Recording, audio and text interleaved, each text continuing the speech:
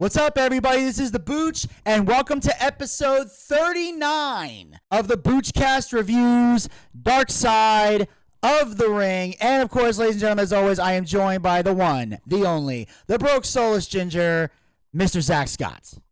What's up, dudettes? Yes, it's me, the broke soulless ginger, Zach Scott. We are talking today, episode 39, Bash at the Beach 2000. And I have three words, Vinny. You know what those words are? What's that? What the fuck are exactly the three words that I have to say. Also, I'm going to do a little bit of spoiler here. Go fuck yourself, Vince Russo. You're lucky as hell I'm not going to say what I want to normally say about Italians because this is something I don't want to get Vinny Bucci in trouble. So, here we go. Well, it's not necessarily he doesn't want to get me in trouble. It's that he knows he needs a ride home tonight. But I'm not going to get into that. This is not about Italians, but we are talking about Bash at the Beach 2000. Now, just to clarify, before we go any further with this, I need to clarify two important things.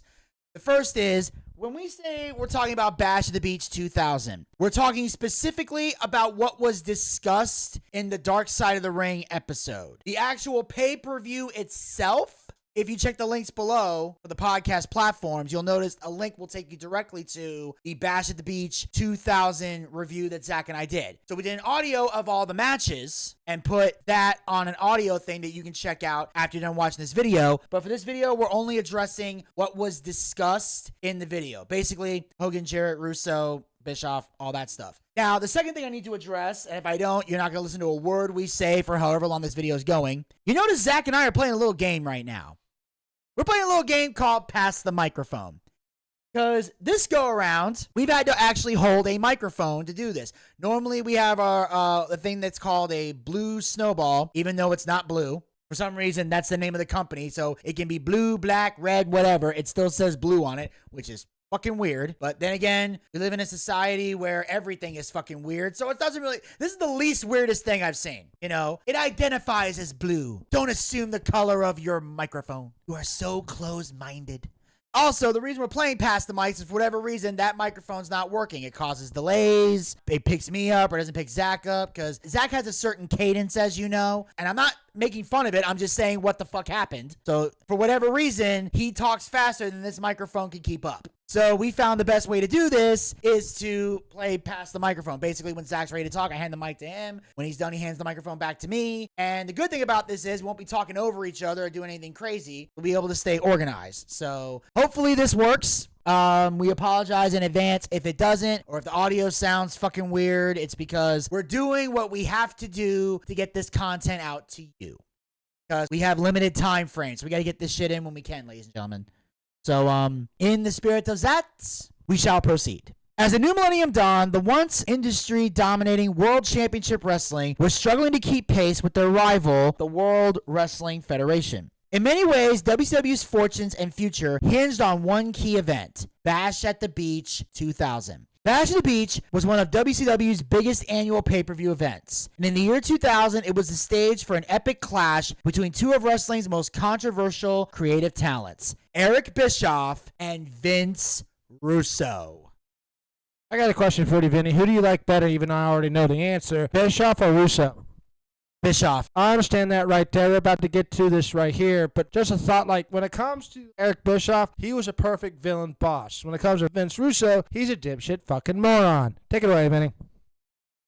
Well, here's the difference. Bischoff had the asshole character on camera. And this is a thing that needs to be differentiated. There's a difference between being an asshole on camera and being an asshole off camera. That's, of course, if you're having an on-camera role in wrestling, you're in front of the camera, you have to play a certain character, either babyface or heel. Now, if your character is a heel, obviously you're going to do heel-like things and say heel-like things in the crowd. But outside of that world, when you're in production meetings, when you're in actual business with other companies, like getting sponsors and board meetings and shit like that, you're not going to bring your heel character to those board meetings. You're going to be the professional you've always been. You're going to shut the gimmick down because now is not the time to play heel character. That's for the camera. That's why there's a difference between portraying a heel character on TV and being a dick behind the scenes. Or, like, for example, and I'll use this example because at the time the recordings happened recently, the Tony Khan Twitter meltdown that's been going on. The reason this doesn't look good for Tony Khan is because Tony Khan is not an on-camera owner. He only comes on camera to give shoot announcements. The closest he ever came to being involved in any segments was he did one backstage segment. And he was on there for maybe a couple seconds with MJF and Adam Cole during the time when they were forming their bromance. They did a double clothesline to somebody backstage, or they wanted to do something cool with Tony, and Tony was just like, I don't have time for this, and left. But other than that, Tony Khan does not play on-camera roles in wrestling. So when he acts crazy, it looks bad because Tony Khan's not playing a gimmick. He's legit out of his fucking mind. So there's a difference. Now, as far as Russo goes, and we'll get into more of this as it goes on, this is my thing with Vince Russo. You've heard me talk about Russo a few times in this show. If you saw the Brawl for All that I did a while back, you know a little bit about how I feel about Russo.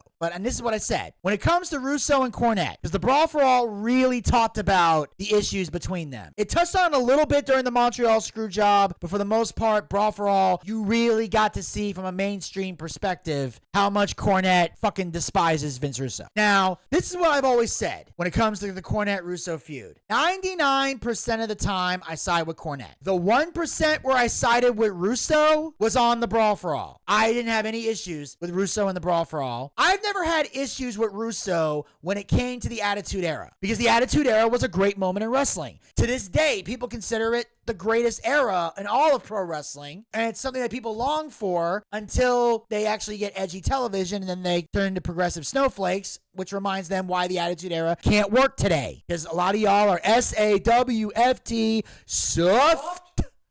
So that's why. So I can't hate on Russo for the Attitude Era. I can't. There's certain things I'll nitpick at because I'm an analyst. I'll tell you the good and the bad. But overall, he was part of the Attitude Era. And yes, Vince McMahon filtered through everything as a boss should. And obviously, there was a lot of things that aligned with what Russo was doing. But at the end of the day, he was writing the show. And he did have a gift in WWE of getting everybody over in some way. Like, every story in the Attitude Era had a purpose. Everything in the Attitude Era made sense.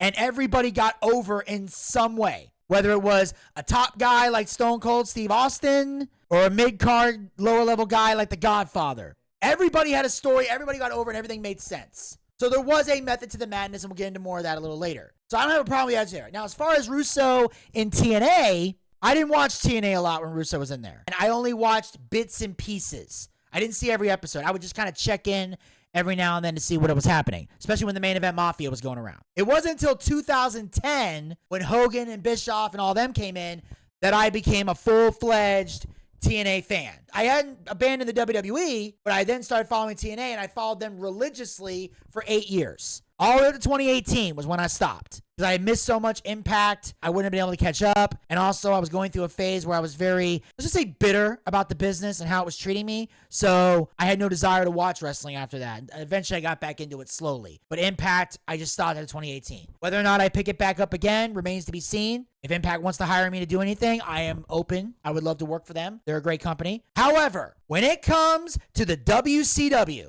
which was my number one company, I was Team WCW in the Monday Night Wars, ladies and gentlemen. This is the moment where I shit upon Vince Russo. This is where my anger, my rage, and my hatred and my disdain for Vince Russo comes in, for how he ran WCW. It was so shitty, it got me to jump ship. Russo was the one who made me jump ship. No matter how bad you thought the storylines were in the 90s, or how bad you thought it might have been leading up to Russo coming in, nothing happened before Russo that made me want to jump ship. Nothing. No matter how bad WCW might have been, no matter how many mistakes might have been going down, I was still a fan. It was ultimately Russo and what he did at Halloween Havoc 99 that made me tap out and go to WWE full time. I wasn't even watching the Attitude Era. That's how hardcore in WCW I was. I didn't watch the Attitude Era when it was live. I've seen clips. I've seen videos. I studied the Attitude Era, so it feels like I was there, but I was not watching it live when it was going down. I was a Nitro Thunder guy. That's where I was. And Russo, I blame for the demise of WCW, 100%.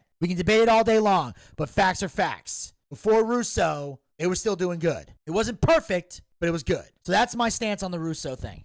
The incident at Bash at the Beach 2000 is one in which every participant has their own version of what actually took place that night. It's considered the biggest black eye in WCW history. Russo says, I despise the wrestling business, bro. By the way, you want to play a drinking game? Every time this fucker says bro, take a drink. Your stomach will be pumped. As much of a drinker as you are, you'll pass the fuck out. You did say bro quite a bit. And if you hate the wrestling business, you moron, why did you get involved with it in the first fucking place? Well, maybe he liked it to a certain point, but he definitely was hating it when he got into it. And he said, I despise the people in it. You cannot be a good person and exist in the wrestling business because you enter a shark tank, and unless you become a shark, they will eat you alive. Here's the thing. Obviously, Russo despises the wrestling business. Obviously not something you want to say if you want to continue working in the business. Now, there's aspects of the wrestling business that I don't like, but overall, I love wrestling. It's just that it's because of my love for wrestling that I'm so passionate towards things that are shit. And that's the thing about me. When something is great, I acknowledge the greatness. When something is shit, I'm gonna say it's shit. I love wrestling, but I'm not a kiss ass. I'm not kissing up to WWE. I'm not kissing up to AEW. I'm not kissing up to Impact. I'm not kissing up to anybody. Like when I said for Impact, you want to book me, I'm available. That wasn't a kiss up. That's just me saying I'll do business. But I'm not gonna kiss your ass. I'm not sucking up to the fans. I'm not sucking up to anybody. If something sucks, I'm going to say it sucks, and I'm going to tell you why it sucks. It doesn't matter what it is. Must I love NXT? When they do shitty crap, we call it out. When they do great shit, we acknowledge it. So that's how we are. But there is some truth here to what Russo is saying. It is hard to be nice and exist in the wrestling business. Other than Mick Foley, there's not a lot of them. Like Mick Foley's one, DDP's another that were nice and existed in the business but here's the thing though, as nice as you are, you do, and Undertaker even said this. He said this to Kane when they were talking backstage. This is before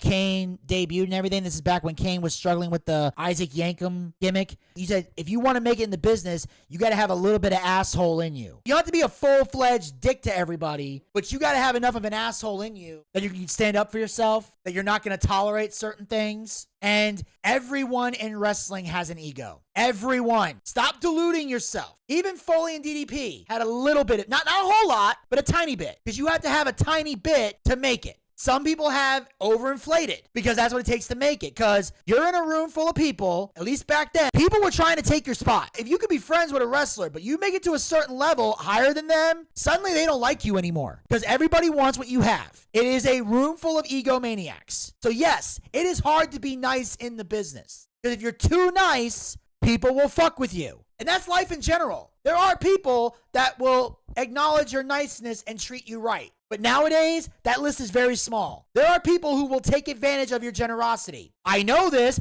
because I am someone who's gone through that shit. I work in the business. I've been in indie shows. I've been in backstage locker rooms.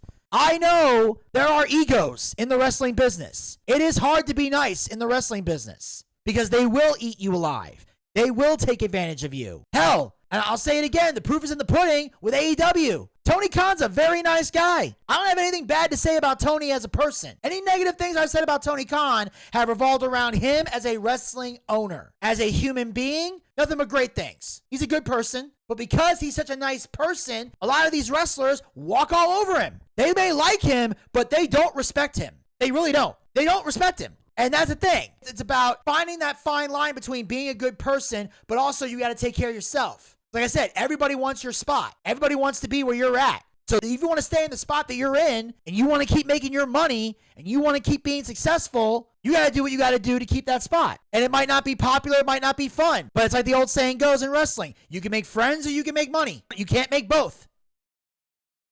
So there is some truth in there to what Russo is saying, but you can't say you despise the wrestling business and the people in it and then be shocked when no one wants to fucking hire you. That don't work.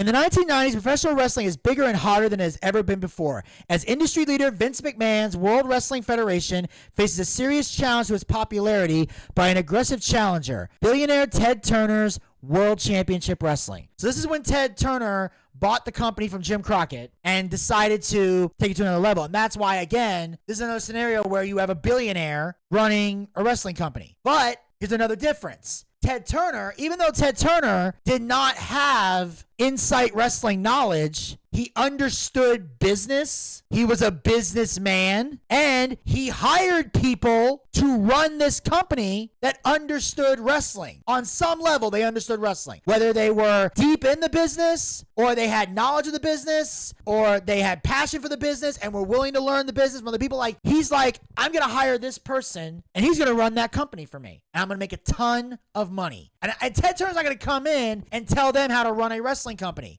You know why? Because he don't know how to run a wrestling company. He don't know shit about wrestling. But he knows wrestling will make him money. So here's what I'm going to do. I'm going to buy this company. I'm going to put it on my network TV shows that I own. And I'm going to get the best minds in wrestling to run this shit. I'm going to get some corporate executives in there as well. Because you got to have a happy balance. People who understand wrestling, people who understand business, people who understand both, and you mix it together. It's like a creative team. You gotta have people who understand wrestling on your creative team, but you also do need to have creative script writers because they have experience in telling long-form stories. And the wrestlers have the wrestling knowledge to help you take those long-form stories and put them in a wrestling context because you need to understand the difference between a wrestling show and Days of Our Lives. They're different ball games. And I use Days of Our Lives. That's the only soap opera I ever watched outside of the male soap opera world of wrestling. WWE dominated from 1984 to 1996 when WCW became the dominant company. As both companies engaged in a fierce ratings war, pitting their Monday night shows against each other, the rise of WCW was led by its ambitious young president, Eric Bischoff. So Eric gets the job, and he starts taking over everything. Now, during this time, you'll notice Bischoff has a podcast called 83 Weeks. Now, some of you, obviously, if you know wrestling, you know why it's called that. But for those who don't know, here's why he calls it that. Because for 83 consecutive weeks, WCW won in the ratings. And it was in a row, in a fucking row, they beat the WWE in ratings. WCW was dominating the WWE. Now, I know today that's a hard concept for people to grasp because nothing today dominates WWE. We can talk about storylines and product all you want, but when those ratings numbers come in, WWE, particularly Raw and SmackDown, sit on high numbers. But WCW used to beat WWE in the ratings a lot. And this is Monday Night Raw against Monday Night Nitro. And Nitro used to beat Raw maliciously. They were on the ropes. They almost went out of business, if you can believe that. This is before they became a publicly traded company and became all global and shit. This is back when WWE was still just a wrestling company, privately owned. So they go through all this shit, and WCW was winning in this. It was monumental, and it was major. And the secret was, Bischoff knew the only way he would be successful was to be different. So he took the things that made WWE successful and decided to do exactly the opposite of what they were doing. He was also the first one to produce a live TV format for pro wrestling. Raw was taped, so Nitro went live, so they would have to watch it. So WCW was the first company to do live television. Not live pay-per-view, live television. Because Raw was taped. Because back then, that's usually what you did with your TVs. You would tape them, and then you would send them to your local network station. This is back when the territories existed. And you would send in your tapes, and they would take the tapes and air them. And that's why you had video people that would take your footage, produce it, edit it, get it proper. You send it to the networks, and they put it on the TV and air it. They might throw in their censors and everything else, do all that crap. But back then, wrestlers were able to talk without having to cuss a lot. They knew how to control themselves. Today, not so much. And here was the other kicker that helped them win. Because Raw was taped, there was a little thing going around that today is a trigger word for a lot of people, especially MCU nerds. They hate this word more than anything. And that is, of course, spoilers. Oh, yeah. You want to piss off somebody from the Marvel Universe? Spoil the ending of a fucking movie. Oh, my God. It's like you ended their lives. I wanted to see it in a movie. But anyway, my point is, what they would do, they would get the spoilers, and then at the opening of the show, after they say, ladies and gentlemen, welcome to WCW Monday Night Nitro. I am Tony Schiavone, alongside Mike Tenay and the American Dream, Dusty Rhodes, and all that shit. Or Bobby the Brain Heenan, because Mike Tenay didn't join till later. But what they would do is they would read off the spoilers of what happened on Monday Night Raw. So now you don't have to watch. You already know what's going to happen. And for a while, that plan worked until that faithful night when Mick Foley beat The Rock for the world title on Monday Night Raw. Because the second they revealed that's what was going to happen, everybody switched to Raw to see Mankind finally win the world freaking title. And that's when the tide turned. Here you go. I remember that night. That was what, in 1999? Mankind against The Rock. That was one of Stone Cold Steve Austin's biggest pops of his all-time career. Ever Stone Cold. Boom, he comes out there, hits The Rock with the chair, literally pulls Mankind on top of The Rock, grabs the ref like, count! He goes, 1, 2, 3. He just flicks off the boss and walks away. He's like, not Mankind. See? That's good writing right there, right, Vinny? Yes, this is also during a time when The Rock and Mick Foley, Mankind, were trading the title back and forth. Because Mankind became a 3-time world champion in the span of like a month and a half. Because him and The Rock literally switched the belt back and forth. So you're sitting here thinking, who's going to face Austin at Mania? And then ultimately it ended with The Rock getting it in a ladder match on Monday Night Raw. So they had a ladder match, The Rock grabbed the title, and finally it led up to The Rock versus Austin at WrestleMania. Before Nitro, WWE was a cheap imitation of WWE. They did silly, childish stuff. They ignored the 18 to 39 demographic, and Bischoff decided to capitalize on it since Vince was behind the times. And that was another thing, because the WWE was all about family entertainment. That's why after the Monday Night Wars ended, which again, we'll get into more about that a little later, that's why WWE eventually pulled back. They did the Ruthless Aggression, and then eventually when the whole Benoit thing happened, they went straight PG. But Vince always wanted to present the family-friendly product. That's why they had a lot of the silly characters they had back then, like the Goon, who was literally a hockey player that came out. You had Bastion Booger. That was a bad one. Mantar, who was basically a Minotaur guy with like horns on his head like a Minotaur. The Red Rooster, which would have worked if Terry Taylor had done it the way Bruce Pritchard said it would. Duke the Dumpster DeRossi, literally a garbage man gimmick. A guy who came out to the ring dressed as a freaking garbage man. Or Doink the Clown, which we talked about before. The Brooklyn Brawler. Him too, yeah. You had all these silly gimmicks and silly characters because that was WWE back then. They were trying to be family friendly. So WCW's like, let's go the edgier routes, which is how we got the NWO with Hogan, Hall, and Nash. They started being more edgy, controversial, beating people up, being extra violent. The day that Hulk Hogan killed the Lord Jesus Christ. I remember that, like, Hulk Hogan went bad. Oh, no. I remember that at school, like, people were pissed. I was like, well, see where this goes. I was a Hulk Hogan guy. Sorry, no offense.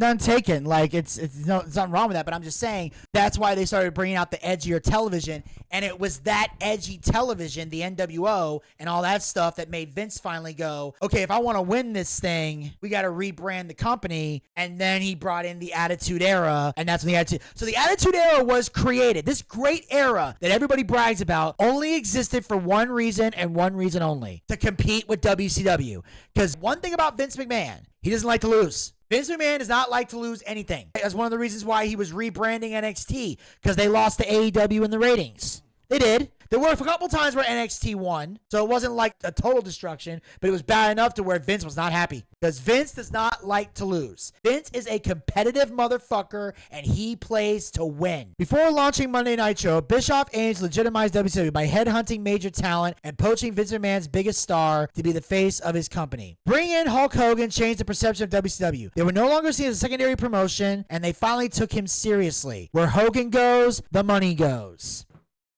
Zach, do me a favor. Hold the phone for a second there. Can I look at the phone? That last sentence right there. Could you repeat it, please? Hogan goes where the money goes. I'm sorry. Can we say that again? Hogan goes where the money goes. I'm sorry. I couldn't quite hear you. Can we say that one more time? Hogan goes where the money goes. I appreciate that. Just one more time, louder for the people in the back. I don't think the people in the back heard you. Hogan goes where the money goes. Thank you very much. Did you get it? Is it registering now? Yeah, please, one more time. One more time. There's a lot of marks that are watching this, so they need to hear it one more. Hogan goes where the money goes. Sorry, I sound like Bret Hart there for just a second. No, you had a little bit more pizzazz in your speech. But my point is, here's the thing. That's a key element. And the reason I'm making these jokes and I'm having Zach repeat this shit is for a valid reason here. Because everyone keeps saying, oh, Hogan's the reason WCW failed. Hogan's the reason it went in the toilet.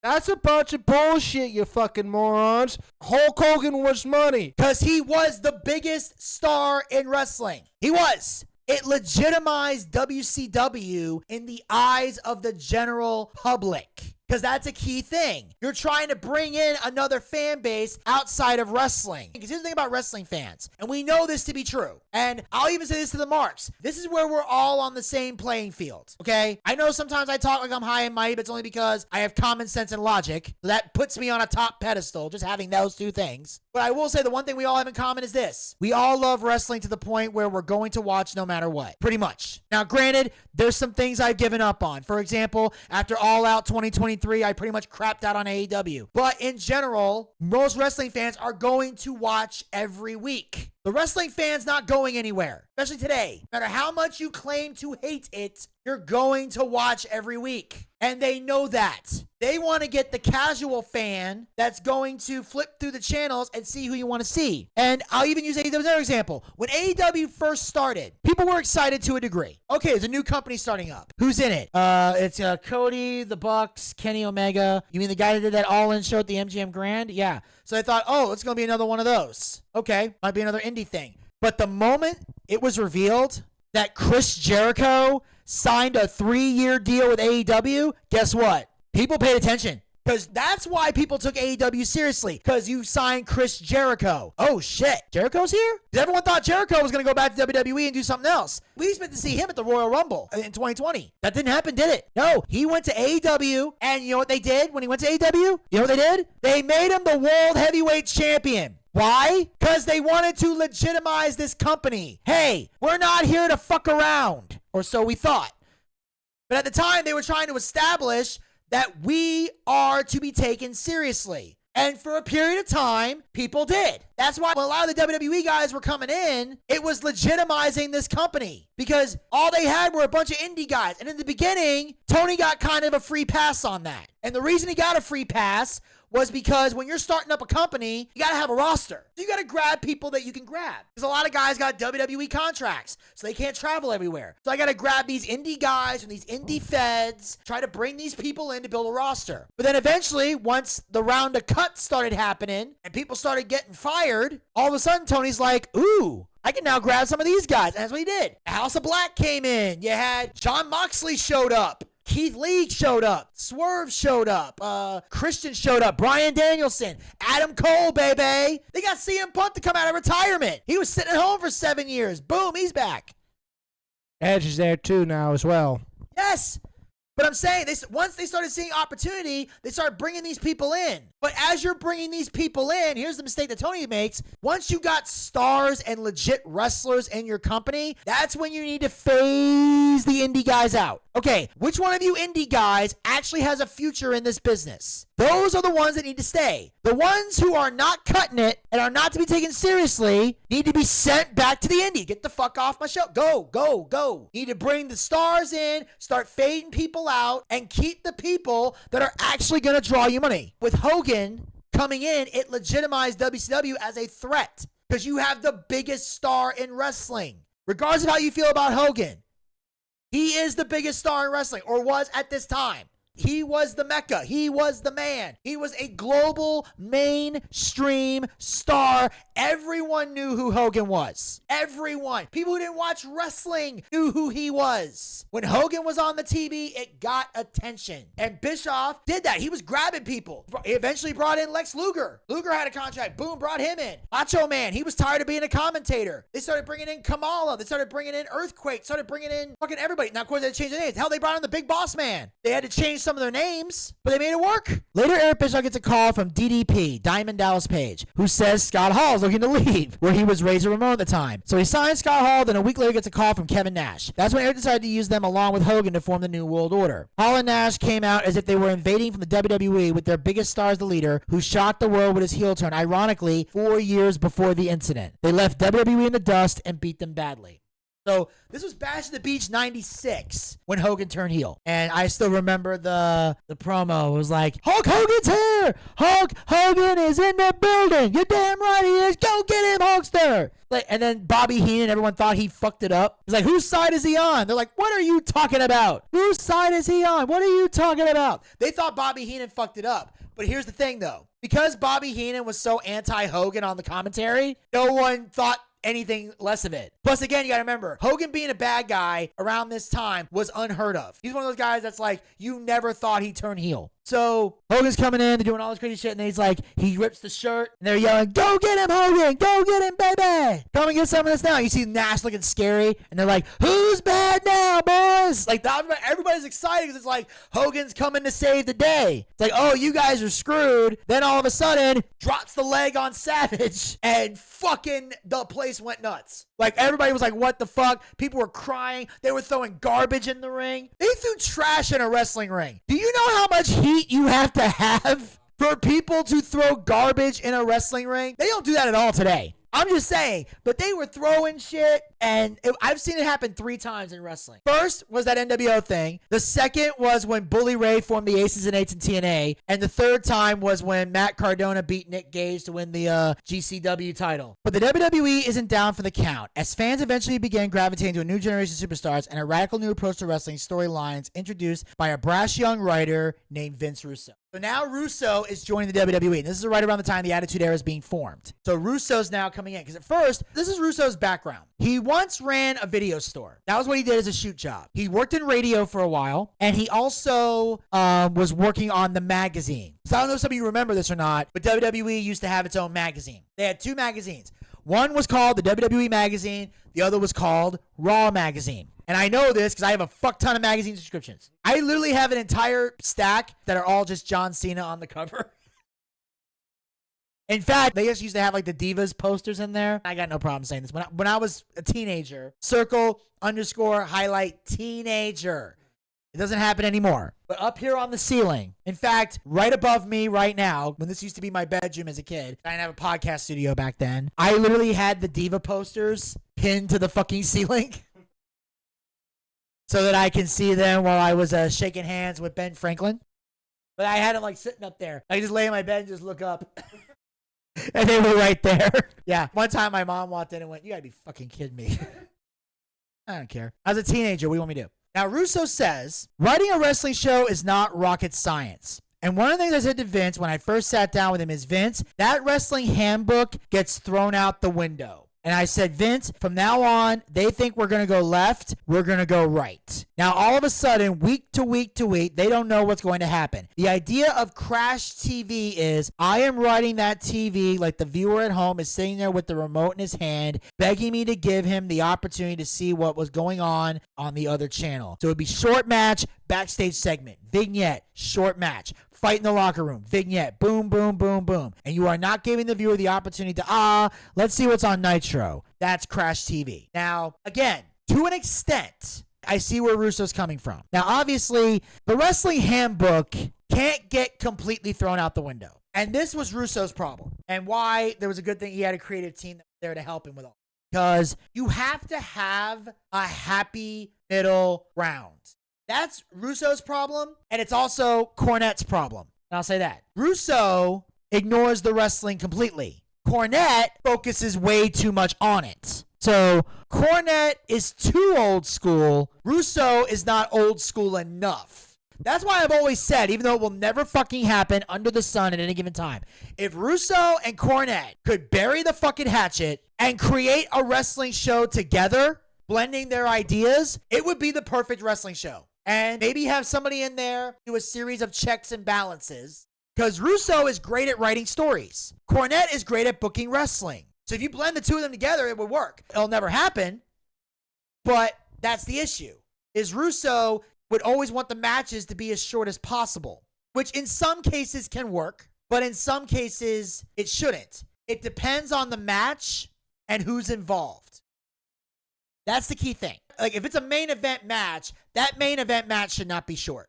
Or if you have a match involving a major rivalry, like a story that you're telling, that should be the longer match. If you got two guys out there wrestling for the fuck of it, yeah, get in, get out. They don't need to be out there doing 10, 15-minute bangers if they're not guys who are centered around the story. And I also like the fact that, and that's another thing that's laughable. Today, everybody talks about, like, there's too much talking and not enough wrestling. Meanwhile, in the Attitude Era, there was a lot more talking than wrestling happening. The problem is, no one noticed or cared because the people talking knew how to cut promos. It's obvious today because the promos are not as great. You got some people that can talk on the mic and talk very well. But there's a lot of people who can't talk today. A lot can't talk. For every few that can cut stellar fucking promos, there's a lot of people who should never be allowed to hold a microphone ever. Ever. So while I get the concept of Crash TV, and obviously it worked to a degree, you got to pick which matches you want to be short.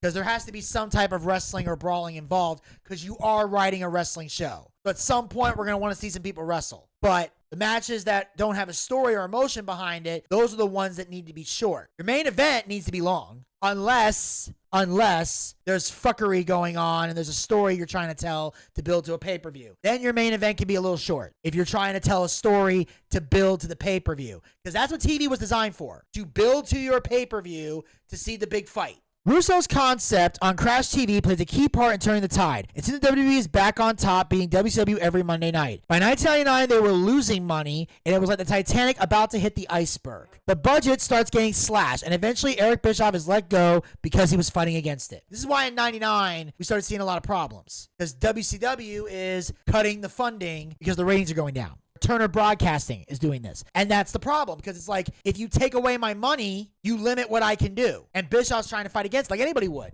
You don't want to see your funding get cut. So Bischoff gets let go.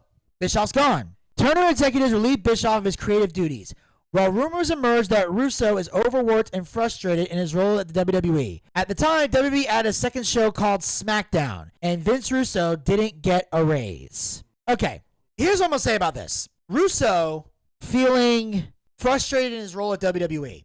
Motherfucker, people would kill to have that job. I can understand being overworked. I get it. But yeah, it's the WWE. What the fuck do you think was going to happen?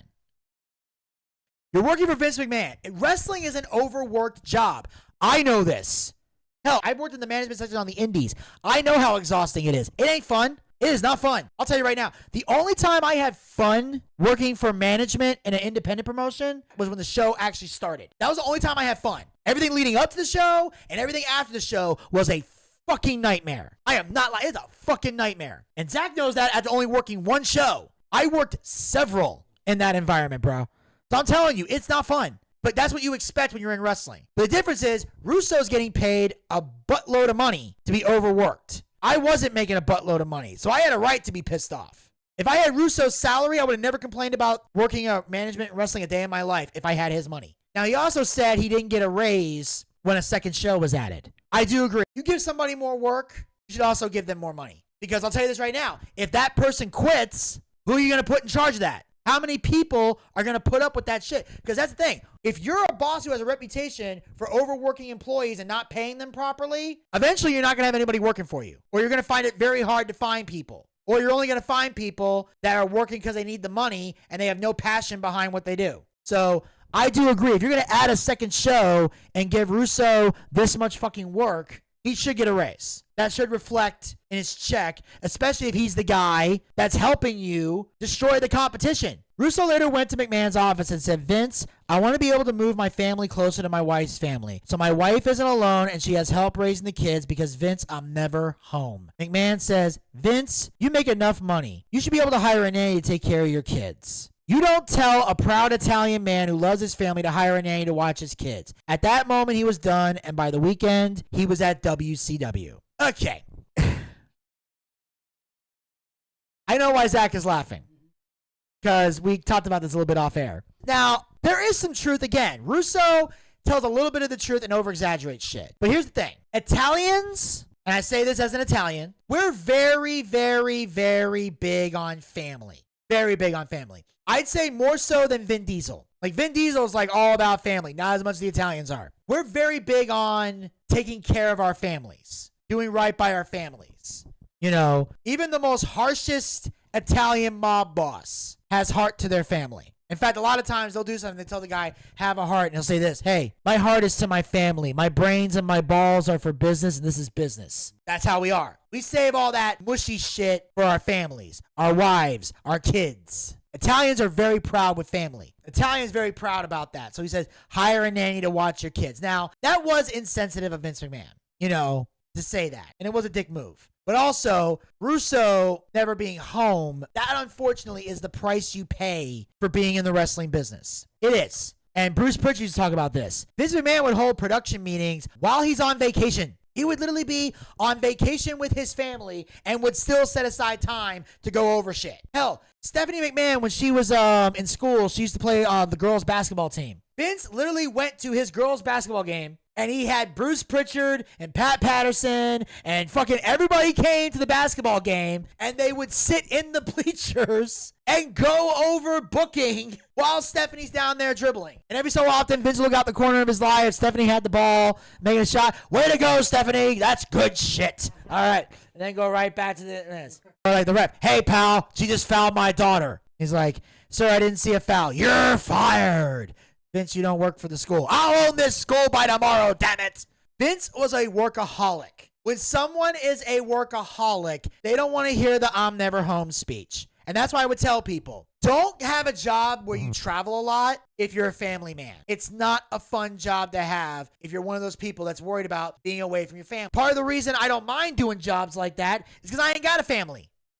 I'm not married. I don't have kids. Now, will it happen one day? Probably not, because I'm not really looking for it. But if I meet the right girl and it happens, it happens. I never rule it out because I don't know who I'm going to meet in the future. I might find the woman of my dreams that I want to spend the rest of my life with, and we might end up having kids together. But I'm not living my life with that expectation. I live my life with the expectation of I want to do what I love to do for a living. I like being on the road. I like traveling. I like traveling to comedy shows or wrestling shows or doing that. I love the road. That's why I'm perfect for those jobs. When I applied to WWE, they're like, one of the things they say on the list is this job requires 80% traveling. I don't fucking mind. I don't mind traveling for work because I don't have anything holding me. I don't even own a cactus plant, as my mother would say. I can literally fucking travel at any given moment. So I understand Russo being upset about never being home, but he didn't say let me work part-time. He just said, can I move my wife's family closer to my family? Because when you live in WWE, for the most part, if you work for the management team at least, you're living in Connecticut. You're based in one of two places nowadays. You're either in Connecticut or you're in Florida. Those are the two main places where WWE is headquartered, because the Performance Center now is in Orlando. So anybody involved in NXT pretty much lives in Orlando, Florida. If you're with WWE like management and shit, for the most part, you live in Connecticut. So that's where a lot of the corporate people work at. And the wrestlers, of course, can live wherever they want because they travel. But the way he left was fucked up, because they said by the weekend he was gone. Because Vince went to England for a pay-per-view, and Russo didn't travel outside the country for pay-per-views. So he pretty much made the deal with WCW, and he called Vince on the phone, not even face-to-face. So Russo's gone now. Vince Russo walked into WCW with a target on his back. When he locked eyes with Hulk for the first time, you could tell he didn't trust him. And he had every reason not to, from what I saw. But yeah, no one wanted to see Russo there. You came from the WWE. And this is the thing about any job, and I think we can both agree on this. Nobody wants to see a changing of the guard in any company. When I worked at Home Depot or even Lowe's, the worst moments happened when there was management changes. Because everything goes well when you got a manager that runs things a certain way and it's a fun place to work. Then you get the new guy who wants to change everything. And then all of a sudden, your fun work environment is now toxic and hostile. Because Hogan trusted Bischoff. A lot of the guys that were there, they trusted Eric Bischoff. They don't know Vince Russo. When Hogan signed on, he had a relationship with Bischoff. He had a relationship with Ted Turner. I don't know this motherfucker. Who are you? How am I supposed to trust you? And wrestlers have trust issues, period. Because so many people are trying to fuck them over. So many people are trying to take their spot. You got to earn their trust. People had this perception that in order for WCW to build future stars, Hulk Hogan had to be removed. They felt he couldn't wrestle in the ring anymore and had no value. But from a business standpoint, they thought very highly of him and knew he still had value. Hogan even said, yeah, I'm getting older, but so is everybody else in the back day by day. Okay, here's another thing. This is another delusion that happens in wrestling. They feel like, oh, if we would just get rid of this guy, if we could just move this wrestler out of the way, if he would just retire, all these guys would become main event stars, and they would draw money, and they can carry the ball, and they can run with it. And it's a fucking lie. Don't believe me? Look at WWE today. When John Cena was in his prime, and everyone thought, oh, he's burying people, he's holding these people back, he's politicking and all that. If John Cena would just leave, the WWE would flourish. The WWE would make it. All these guys become main event stars. And what happened? Cena left, didn't he? And all that shit never happened. People still bitch about WWE long after he was gone. Cena had to leave to get the respect that he has now, because people finally woke the fuck up and realized, oh shit, he wasn't the problem. And as it turns out, he was actually a lot better than people thought he was. It's like the thing, they can't miss you if you don't go away, or you don't know what you got till it's gone. The bottom line is, we said it before, Hogan was a money draw. He was a main event player, and fans popped every time he went to the ring. They loved Hogan. And again, it's the old people concept that people have, which is stupid. Because you complain about, oh, this guy's too old, that guy's too old, this guy's too old. Have you looked at wrestling lately? Do you know how many old people are in that fucking ring? A lot. Want me to break it down for you? Guess who's old in wrestling today? Bobby Lashley, AJ Styles, Samoa Joe, CM Punk, Chris Jericho. All these guys are fucking old. In fact, here's a little thing about wrestling and even sports and athletics, that's concept. I'm 36. Zach, how old are you? 37. Do you know that in the world of sports and wrestling, we're considered old? We're considered old. Yeah.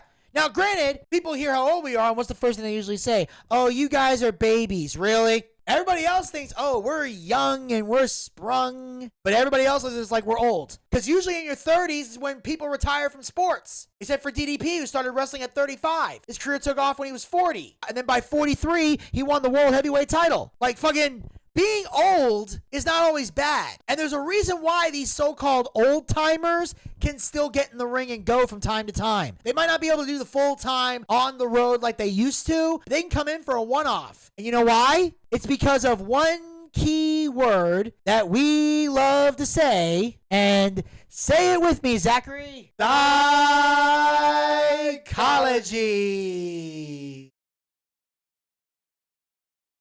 Not exist in any sort of way. I know. That's the point. They understand psychology. They understand storytelling. They know how to read a room. Hogan had that gift. Why do you think his match with The Rock at WrestleMania 18 is so heavily praised? Because they knew how to pace it and could get the crowd to do things and cheer for things they normally wouldn't cheer for. Like, people look at like the stuff that Hogan does and goes, they would never cheer that. But when he gets in the ring, something happens. Hell, when he was in TNA, I saw him tear off his shirt at Bound for Glory when he had the match with Sting. But then after the match ended, he turned babyface, and him and Sting took out the Immortal faction. When Hogan ripped that t-shirt off, he got a louder pop than any X Division flip guy ever got in their whole fucking lives. Hogan has a gift of wrestling. Hogan is gifted at wrestling. Hell, you watch his matches in Japan, he can do all the fucking shit that you guys do. And you guys, I mean, the younger wrestlers can do. But he doesn't do them. You know why? He doesn't need to. He can do the moves that he does and get the same crowd reaction that would take other people jumping through flaming tables, because you don't have the psychology, the storytelling, or a physique, or anything.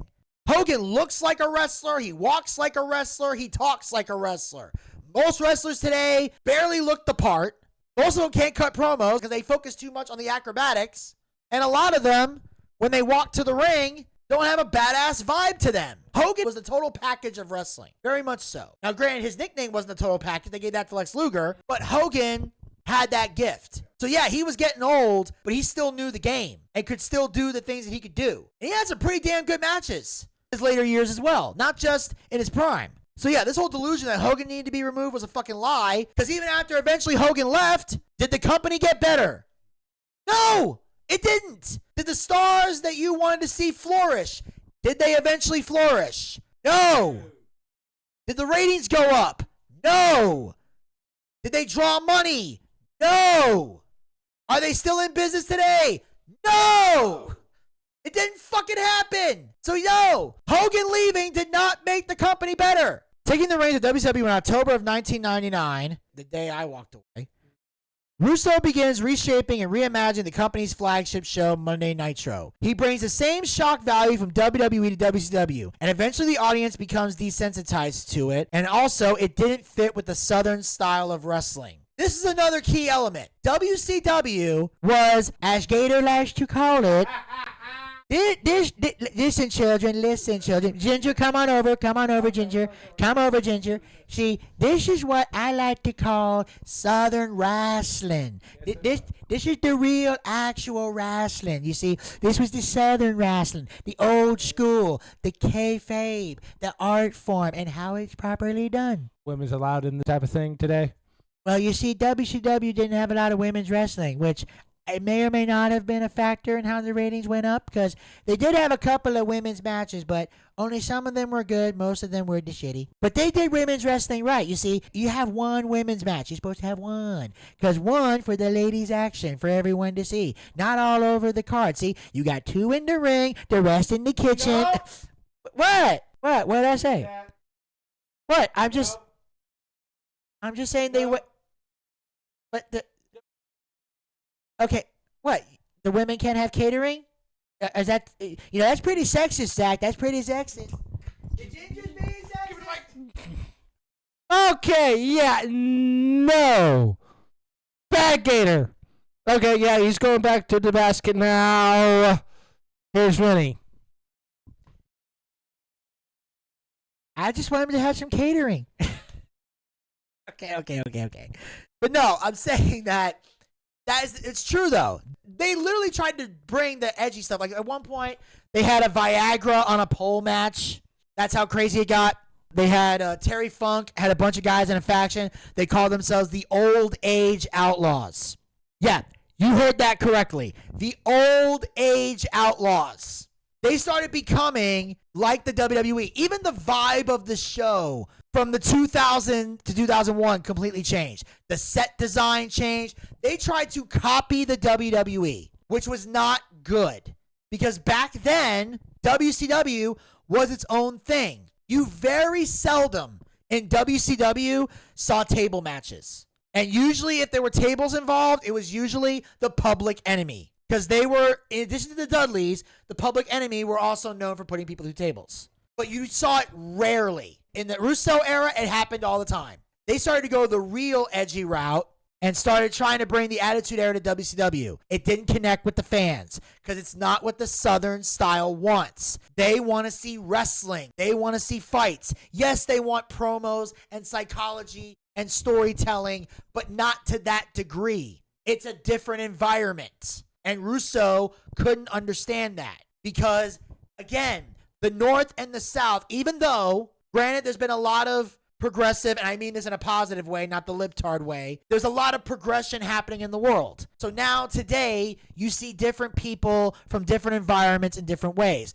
But there are still some differences between the North and the South, though. Like, the cities are the same, but outside the city, small towns and the countryside areas, things are different. Like in the North, you'll see some cities where it's the same. You go to suburban areas, you see a lot more northern people talking in the northern way. Here in the South, it's a little different. Like, it's a joke that Blake Clark used to say. He goes, you come to Atlanta, then you drive out of Atlanta, and then there's Georgia. Different place. Atlanta has all the hip-hop and the strip clubs and the pride and all that shit. Everything going on in the city. Then you go to Georgia, and that's where you meet the good old country boys. But that's why it didn't connect, and it turned people off, myself included. Even my dad was watching like, this is stupid, because they're copying the WWE. If we want to watch WWE, we go watch the WWE. That's what people don't understand. You don't have to copy your competitor verbatim. They want you to be you. WWE was WWE. WCW was WCW. They had different styles and different way of doing things. They want different. Because there's the thing with Russo now. He didn't have someone there to tell him an idea was bad. In WWE, Russo had McMahon and a creative team that would go, okay, You pitched 100 ideas. 98 of these ideas are fucking stupid, fucking terrible. I can't believe you wasted my time with this. But then there's 2 that are like, ooh, I like that. I like that. We're going to use that. Ooh, I like that one. We're going to use that one right there. Like, they get the second one. So they were able to filter through all the crap to find the good shit that he had and put out the good shit and get rid of the bad shit. But now that Russo's in control, all 100 ideas are flying out on this fucking screen. Which means every now and then you're like, ooh, that's a good story. I like this story. And then you're going, what the fuck is this? What the fuck is this? Why am I watching this crap? Jesus Christ, I'm changing the goddamn channel. Like, it didn't work because it's not what the WCW fans want. They watch WCW because it's not the WWE. People watch WWE because it wasn't the WCW. Russo claims in those 3 months the ratings went up. But according to Meltzer, if you looked at them month to month, they slightly went down. Turner decides to go in a different direction, and Russo gets paid to sit at home. So now they've taken Russo off of TV because they realized he sold them a bill of goods. They said, you know what, we're returning the bridge. We no longer wish to purchase it. They finally realize is that he sucks. Basically. So they go through all this ordeal. So now he's out. And like they said, the ratings went up. But he said that month to month, they slightly went down. So even though it had moments where they did great, but then it started going down, down, down, down. Then it would come up again and go down. So it was like fluctuating, basically. Now, that's according to Meltzer, which we all know. Meltzer, you take with 50 grains of salt. Like, it's hard to take Meltzer seriously today because he's such a mark for AEW. But there was a time where Meltzer's word was gospel because Meltzer was fair and impartial. Today, he is so fucking biased, it's hard to take him seriously. But the fact is, Russo did not make WCW better. He didn't. He made it worse. A whole lot worse. Now that both Bischoff and Russo have failed to turn WCW's ratings around, the network lands on a new idea. Both men working together. Brad Siegel, who was the head of TNT and TBS, has them meet for lunch, where he tells them that Eric is going to oversee Vince Russo. So now they're bringing both men back to see if they can save this company. And Brad Siegel is basically now the middleman. That's what he is. Brad Siegel is the call it right down the middle kind of guy. If Bischoff and Russo can't come to terms on something, they go to Brad. And Brad, he'll listen. Okay, Eric, what's your idea? Blah, blah, blah, blah, blah, blah, blah, blah, blah, blah, blah, blah. Russo, what's your idea? Blah, blah, blah, blah, blah, blah, blah, blah, blah, blah, blah, blah. And he'll either go, all right, we're going with Eric's idea. And then that would end the conversation. Or he would say, Eric, I'm going with Russo on this one. And that ends the conversation. That ends it. And that's what you need. That was the difference between WWE and WCW. Was in WWE, Vince was the boss. Everything went through Vince. If you couldn't come to terms on something, if you couldn't agree on something, you went to Vince. And if Vince said X is going to happen, then X is what happened. You were done. No matter how much of a diva you behaved in the locker room, if Vince McMahon said, you're doing this, go out there and do it, your ass went out there and did it. But in WCW, it was hard to tell who the boss was because so many people had creative control. More on that later. And so much other shit was going on. You have no idea who the boss is sometimes. You knew Bischoff was the president. That's about as far as it can go. But you had to figure shit out to that degree. And that was what they needed. Jeff Jarrett never saw a power struggle between them, but knew they viewed the wrestling business differently. Lance Storm gets signed. So Lance Storm now joins WCW. He was in ECW for a period of time. So they bring him in. He was the guy that went, if I can be serious for a minute. He also tried to do a storyline where they said Jeff Jarrett was Lance Storm's dad. And Lance Storm, he's only 10 years older than me. Remember them saying that in the show? Well, it wasn't Jared, it was Eric. Yeah, he said that he was, he pitched an idea of making him Eric's illegitimate son. They're like, there's a 10-year difference between us. That wouldn't work. Like, you gotta think that shit through. Like, if you're gonna do an illegitimate son angle, it has to be like with Kurt Angle, when he had the illegitimate son, Jason Jordan. There's enough of an age difference between Kurt Angle and Jason Jordan to where he could be his son. Or Vince McMahon with the whole Hornswoggle thing. Okay, go ahead. Yeah, I saw that too. I remember that right there. Things are looking up, Mr. McMahon. Not for you, but for your son. Hornswoggle. And Triple H is laughing. I didn't know you slept on some trolls and fairies back in the day. I'm like, jeez. And Vince was like, I never slept with fairies. Are you sure about that, Vince? That's what I've not heard on the internet. No, it was great. He goes, hey, Vince, did you actually get her on the yellow brick road, or did you take her all the way to Smurf Village? Did you wrap a four-leaf clover around the tip and hope for the best? Hey, was she magically delicious? Eric went into this arrangement with an open mind and at first was having fun, but he soon realized Russo is void of any creative instincts or talents. Russo says you couldn't have put any other two people together who were more opposite. If you were working with Cornette, I'd say that's pretty more different. But also, like they said in the beginning, he was having fun because it's true. Because at one point, Eric Bischoff turns heel, and him and Vince Russo form like a power couple, metaphorically.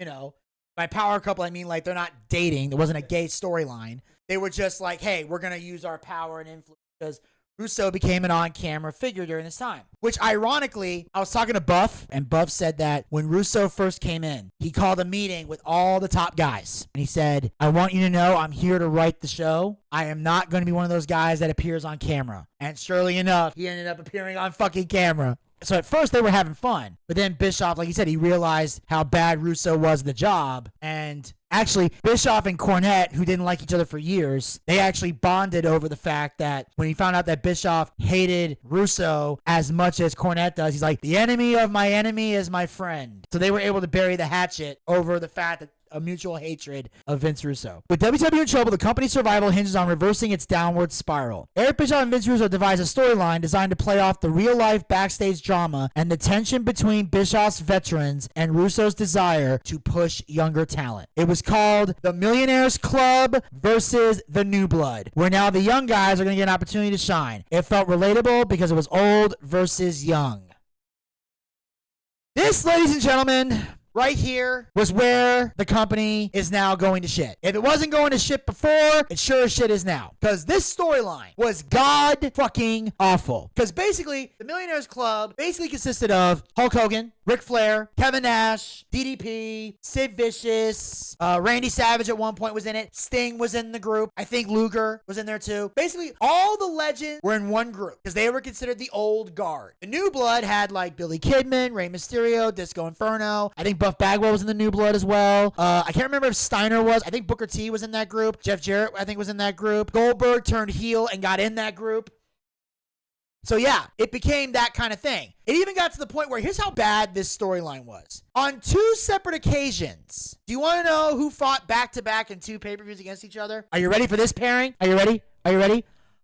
Hulk Hogan versus Billy Kidman. Think about this for a minute. Hulk Hogan versus Billy fucking Kidman. On what planet does that draw fucking money?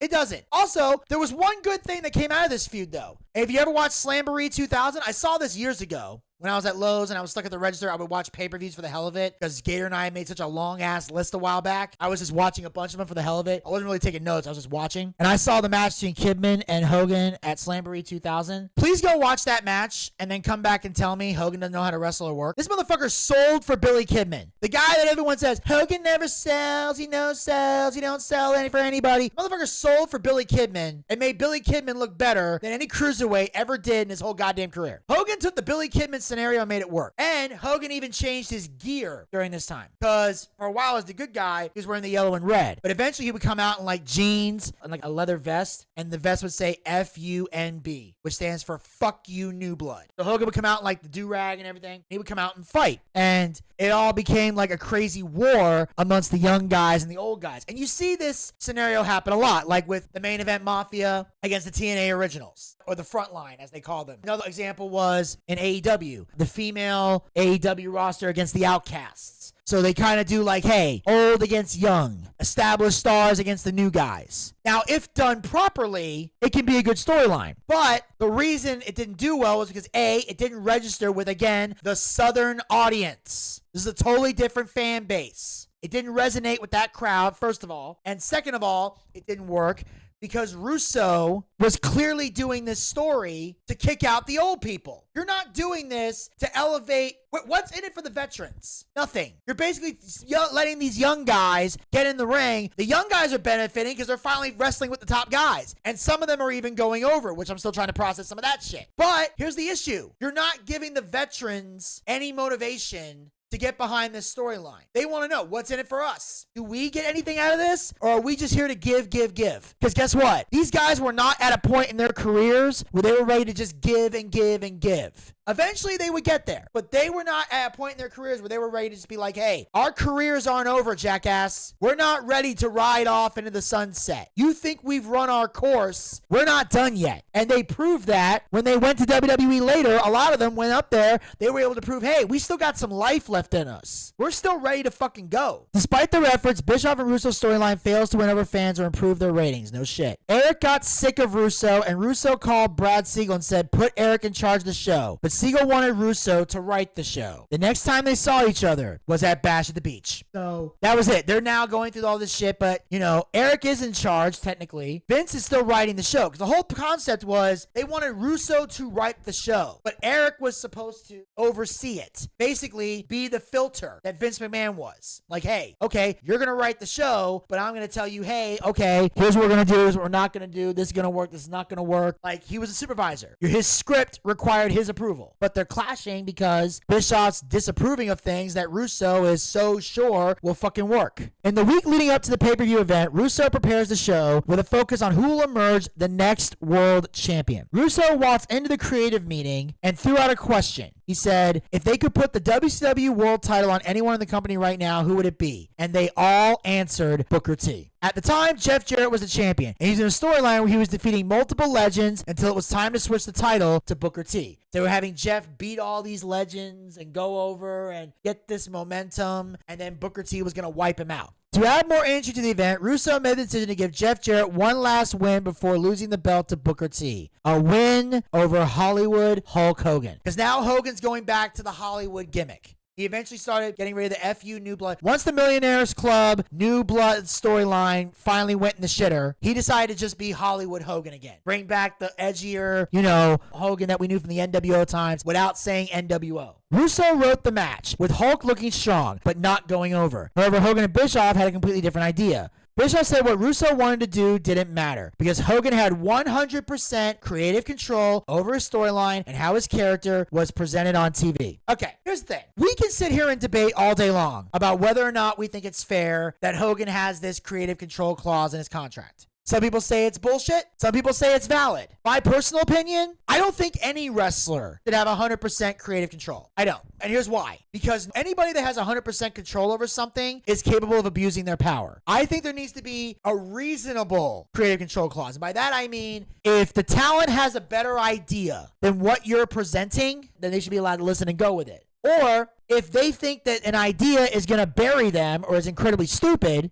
they should have the right to say no. No one should be pressured or forced to do a storyline that they don't want to do. Nobody. But the fact of the matter is this. Hogan has this control. Now, we're going to go into a grand slew of things that happen here, and I know Zach's going to have a lot to say on it as well. But I'm going to say this right off the bat. If your plan was to have Jarrett beat a bunch of legends and then lose the title to Booker T, if that's your story, if that's the plan you're going with, and you want this plan to go off without a hitch, here's a bright idea. How about we don't include the guy with 100% creative control? So Russo's stupid right there. You're taking the guy who completely controls his character in every way, and you're putting him in a storyline where the end game is you don't want him to win. Why would you do that? I wouldn't do that. I would not put Hulk Hogan in a storyline where I want him to lose if he has 100% creative control. Especially, bear in mind, we've already established Hogan doesn't trust Russo. And I think I can speak for everybody when I say, no shit, he shouldn't trust Vince Russo. We find out later why he shouldn't trust Vince Russo. You don't take a guy who has 100% creative control and put him in a storyline where you want a guaranteed finish. It doesn't happen. It was a bad idea. You don't need Jarrett to beat Hogan.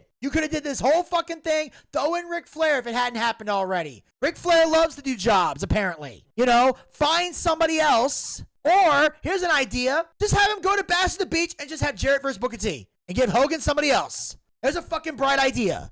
So, Russo, you fucked yourself right there. Again, we can debate the creative control thing all you want. The fact is, he has it. Whether you think he should have it or not, and I've already established, I don't think he should have 100% creative control. He should have some, but not 100%. The fact is, he still has it. That's a fact. Whether we agree with it or not. We debated all day long. He has creative control. It was stupid of Russo to include him in this. So, again, I blame Russo. He should have known better. If Hogan has a reputation for being selfish, and I'm not saying he does, I'm saying other people believe that, why would you put him in this match? Why would you fuck up this run? Why would you put yourself in this situation? Why? Because you're stupid and you're delusional to think that you can convince Hogan to do anything that he doesn't want to do when he doesn't even trust you. This is why people think Russo is a fucking moron. Again, use your head. Now, Bischoff might have found a way to convince him because Hogan trusted Bischoff. Because Hogan's going to want to know, where's the end game? Where are we going? Hogan has always said, like, it's not about doing the job. It's about where do we go from here? How does it happen? Hogan has questions. He wants to make sure there's going to be a payoff with this job.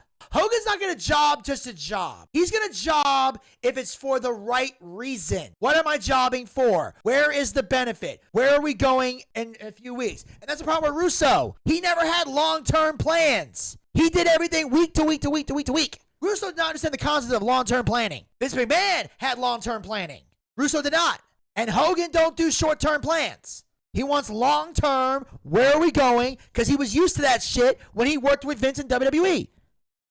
Back in 1994, Bischoff had lured Hogan to WCW by offering him one of the most generous contracts in wrestling history. This is back in 94 when he signed with WCW, which ironically, here's the ironic thing about Bash at the Beach with Hogan. Bash at the Beach, 1994, July 17th, was his debut match against Ric Flair, where he won the world title. 96, Bash at the Beach, Hogan joined the NWO. Bash at the Beach 2000, this shit happens.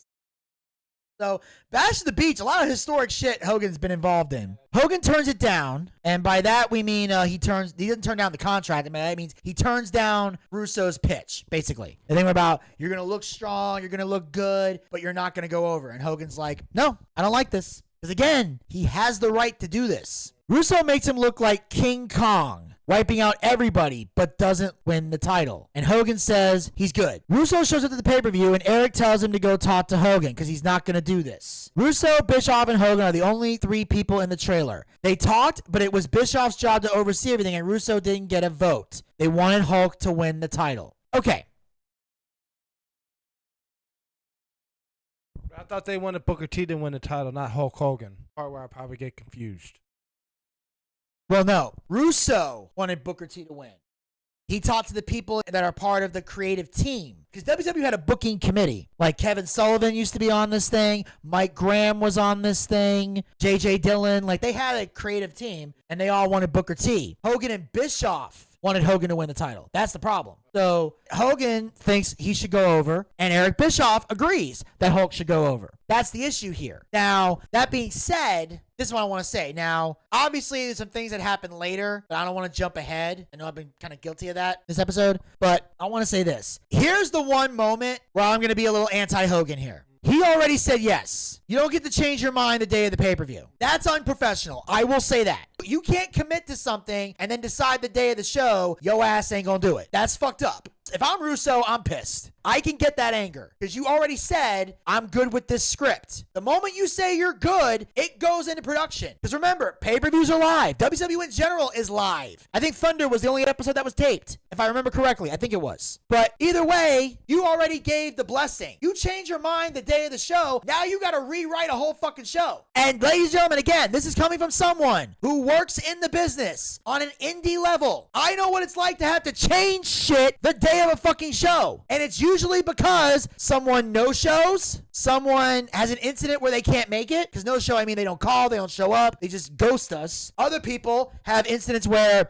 flat tire, they got sick with COVID or whatever the fuck, something happened, they can't make it to the show. Or extra people show up and the promoter decides at the last minute, oh, we're gonna add some extra people to the card that weren't there yesterday. Oh, joy. Or we gotta change the fucking match order. I've seen shit change the day of a fucking show on an indie level. And again, at least in WCW, they have let's change shit at the last minute money. Indie companies don't have that. So I see me and Voldemort having to change shit the day of a fucking show. I've been there. And especially when, as the ring announcer, when I eventually became the ring announcer, my job was to get the information on the wrestlers so I could introduce them. And I wasn't able to get access to everyone, and not everybody wrote back to me. So not only is shit changing, the day of the fucking show, I gotta run around the building and find the motherfuckers that I haven't talked to yet to get their information. And I'm usually doing that 20 minutes before bell time. Because not only did I have to do that, but I also have to be the right-hand man of Lord Voldemort and fucking run around this goddamn building running errand after errand after errand after goddamn motherfucking errand. I'm not prepared to do my shit because I gotta do all this other shit. That's why I would be a wreck the day of fucking shows. Ladies and gentlemen, I'm in the locker room. I'm yelling. I'm screaming. I'm cussing. I'm kicking shit. Dan Sawyer, before he got fired, he used to be like, Mad Dog Dan Sawyer was my fucking rock. He wasn't just a broadcast partner. That dude would see me backstage ready to fucking crumble under all this fucking pressure. He'd come up to me and go, it's gonna be all right, Vinny. Like, don't let this steal your joy. Don't let this get to you, man. We're gonna have a good show. He never judged me for losing my shit because he understood it. But he's like, hey, we got a show to do, but he would help me pull it together so we could then do our commentary. So I never snapped on camera. That's a key thing. Never in front of the crowd. Backstage, I'd be losing my fucking shit. So I dealt with this shit on an indie level. I can't imagine what they're doing over there. So again, I get this. You don't change shit the last minute like that. Eric's idea is to blur the line between reality and fiction with a story angle where Hogan flexes his creative control clause to win the belt, as Jeff Jarrett throws the match in disgust. Hulk, angry at Jarrett's refusal to fight, is then scripted to storm out of the ring. Once they realized he wasn't coming back, they would vacate the title. They would then create a tournament to crown a new champion. And then at Halloween Havoc, before the finals compete, Hogan would come out and say, I got the belt, and if you want this, you gotta beat me. And that's the story. Zach, I need to take a drink, so how do you feel about all this shit? I don't know how to feel about this at all. I really don't. I don't know who's the bad guy. I don't know who's the good guy here. And basically, you're asking a legend like Jeff Jarrett to throw a fucking match. Fuck you for that. You could definitely tell Jeff Jarrett did not want to do that, did he? Of course not. It's a horrible idea. So Eric's now the one pitching. So now we know this. And I heard Eric say this in the Darkside documentary. So the misconception we all had that this was Russo who booked this, turns out it was Eric. This was Eric Bischoff's doing. Now, here's the thing. I get this to a degree, but I will say this. Here's what I felt should have happened to a degree. I would say you're going to do the lay down thing, do the lay down thing. Now, obviously, again, not a fan of this concept, because here's why I'm not a fan of this. I told you guys in the past that Halloween Havoc 99 was the breaking point for me. That was the moment where I finally said, I'm done with WCW and I'm jumping ship to WWE and I'm done. Part of the reason was because at Halloween Havoc 99, they were supposed to have a match. Sting was supposed to defend the World Heavyweight Championship against Hulk Hogan in a rematch. At Fall Brawl the month before, Sting turned heel, something he'd never done in his whole career. Up until that point, he had never been a heel. He turned heel, attacked Hogan with a bat, and won the world title. So we were going to see a heel Sting go up against the babyface Hulk Hogan. It was new, it was different. Because usually, either both of them were babyfaces, or Hogan was the heel and Sting was the babyface. Now Sting's the heel, Hogan's the babyface, and we want to see this fight. Hogan comes out to the ring after a long delay in street clothes. Not the yellow and red, not the Hollywood, in regular street clothes. On pay-per-view, this is live pay-per-view, and we ordered this fucking pay-per-view. My father lost his shit over this. Because back then, there was no WWE Network, there was no Peacock. You had to pay 40, 50, 60 bucks to watch these fucking pay-per-views. So for us to watch it, the card had to be stacked. It had to be the proper card to get my father to say yes, spending money on a pay-per-view. Hogan goes out to the ring, and he laid down in the ring. Sting sitting here going, what the fuck? Sting put his foot on Hogan, 1, 2, 3, and Hogan left the ring. That was a Russo booking. And after that, Sting would come out later that night and say, I came to Las Vegas for a fight, so we did an open challenge. Goldberg came out, accepted the open challenge, beat Sting, won the world title, only for them to vacate it on Nitro the next night over some bullshit. So, yeah, I was done. So naturally, I assumed Russo booked this shit. I'm shocked to hear Eric did this. But here's what I would have done. I would have let them have a match. And I would have done the opposite of what Russo wanted to do. He said he booked Hogan strong. He wrote Hogan strong, and I got an issue with that. But he wasn't going to win the title. That's stupid for 2 reasons. One, there's no point in having somebody be dominant like that just to get their ass kicked if they're the babyface. Because Hogan was the babyface, Jarrett was the heel, storyline-wise, here. So that don't work. Number 2, you can write whatever you want on a piece of paper. The wrestlers dictate what they do in that fucking ring. You might have some high spots. You might have some things planned out, but it's always the wrestlers who determine what they do in a ring. This is literally what happened. It'd be like, Zach, all right, Zach, here's the deal. You and Vinny are going to go out to the ring. It's going to be a 10-minute match. At the end of the match, Vinny's going to hit you with a stunner. He's going to cover you 1, 2, 3. Now, go find Vinny and figure out what the fuck you all going to do. And then you and me, we sit in the locker room. So we already know. Stunner, 1, 2, 3. We're ending it. You and I would go, okay, all right, so here's what I'm going to do, Zach. I'm going to come in. We're going to do a stare down. You're coming in. Oh, you want to be the face or the heel? I'll take me. I'm a bigger asshole than You be the heel. So it's like, okay, we have a stare down. We're yelling at each other. Boom, you slap me. I come back, I knock you on your ass. You take a bump, roll out of the ring. You start regrouping, eventually get back in, we lock up, and we would talk about what we're going to do. You come in, duck the clothesline, come back, hit me with a fucking tackle, drop down. We do all that shit. And then whatever we talk about, we end it with the stunner 1, 2, 3. But you and I would talk about what we're going to do in that ring. Every move you do is about you getting heat. Every move that I do is about getting the fans excited. And we would put the match together. That's what wrestling is. So Russo doesn't matter what he write on that piece of paper. Hogan and Jarrett would be backstage going, here's what we're going to do. But also, here's how I would have ended the story. I would have had Hogan and Jarrett have a match because I would have booked it. I would have booked Jarrett strong. That's what I would have done. I would have had Jarrett come out, maybe chop block the leg, on him, beat on him, beat on him, beat on Hogan. Because the whole thing was about, Hogan being old and everything. So I'd have Jarrett be like, come on, old man. You ain't got it no more, old man. Just kick him around, salt him, trash talk him. Finally, Hogan gets up, maybe does a little hulking up for good measure, get everything ready. Hogan fires up, makes the comeback. Bigfoot, the leg drop. 1, 2, 3.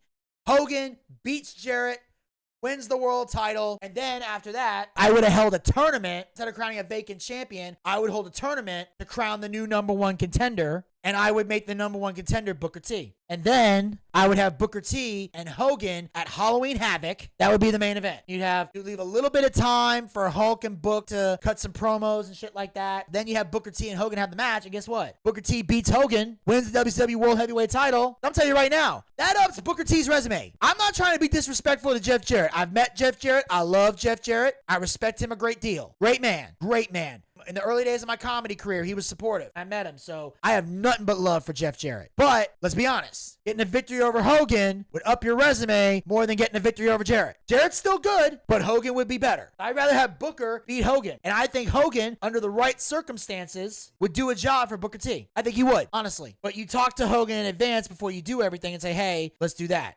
So yeah, that would be the story. Russo was pissed because he had rewritten the show twice and they were pulling this the day of the show. And it's starting in an hour.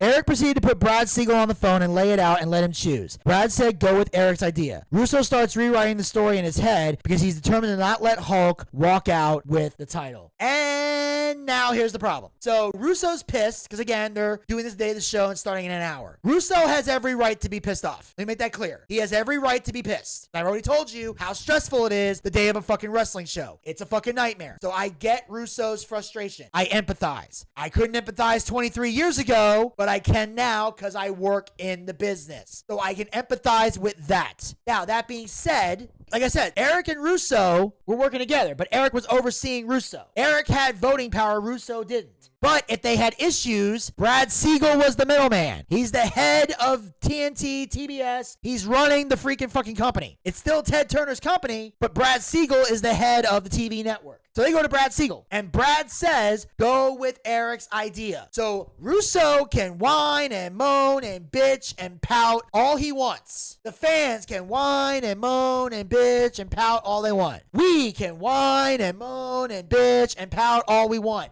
Fact still remains. The top guy is saying, we're going with Eric's idea. So you go with Eric's idea. The moment Russo said, I don't want Hulk leaving with this title, he is now going into business for himself. Because now this is not a fuck you to Eric Bischoff. This is not a fuck you to Hulk Hogan. You're now saying fuck you to Brad Siegel. That's not good. So Russo's willing to put his job at risk to give a fuck you to Hulk Hogan, which I'm sure for a lot of you sounds great. But in the long-term scheme of things, it doesn't work. It's one of those things that it sounds like a good idea at the moment, but you find out later it's not. So that is Russo going into business for himself. Fact. Am I right or am I wrong? You're right, sir. You're absolutely right. Tell me when I'm telling lies. You're not telling lies, sir. You're not. Thank you. So there you go. That should tell you everything you need to know right there. Russo goes and finds Jarrett and says, Hulk doesn't want to do the job, so fuck him. Lay down and let him leave with his freaking belt. They wanted the boys to believe in what was happening. Jeff was shocked because this isn't how a babyface should win, and nobody wins in this scenario. And when a heel says that, then yeah, you want to win by going at it, beating the shit out of you, then get the 1, 2, 3 or the tap out, but not doing what they did. Exactly. That's how a heel wants to win, not a babyface. And Jarrett obviously understands the business because he comes from a wrestling family.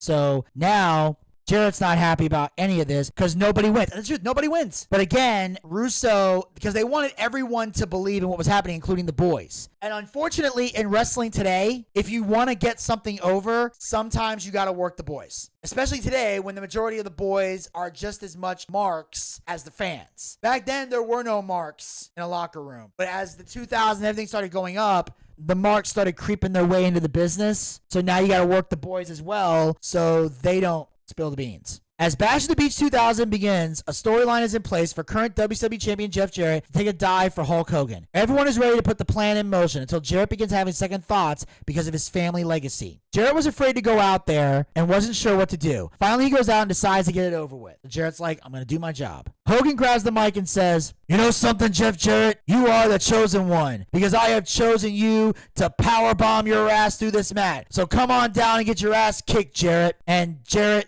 obviously has a look on his face, because he knows what's about to fucking happen. He hates this. Jarrett says he never looked at Hulk the same way again after this, because he knew he orchestrated all of this. Jarrett lays down and Russo shows him the belt. But Jarrett's father once said, you confuse them, you lose them. On this night, they confused them and lost them. And that's unfortunately the problem when they try to blur the line between fiction and reality. The moment you're confused, they're done. And obviously, Jarrett said, I never looked at Hulk the same way again, which is weird considering that they worked together in TNA many years later.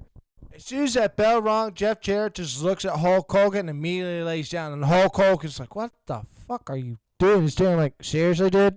I was like, not gonna do anything? He's like, okay. Foot on top of his chest. 1, 2, 3. And I'm like, what the fuck is this? If I was a fan, I would have been pissed. Well, the fans were pissed. Everybody who ordered the pay-per-view was pissed. Now, thankfully, I didn't order this pay-per-view because, like I said, I was long gone from WCW at this point. And knowing your dad, he probably would have said no.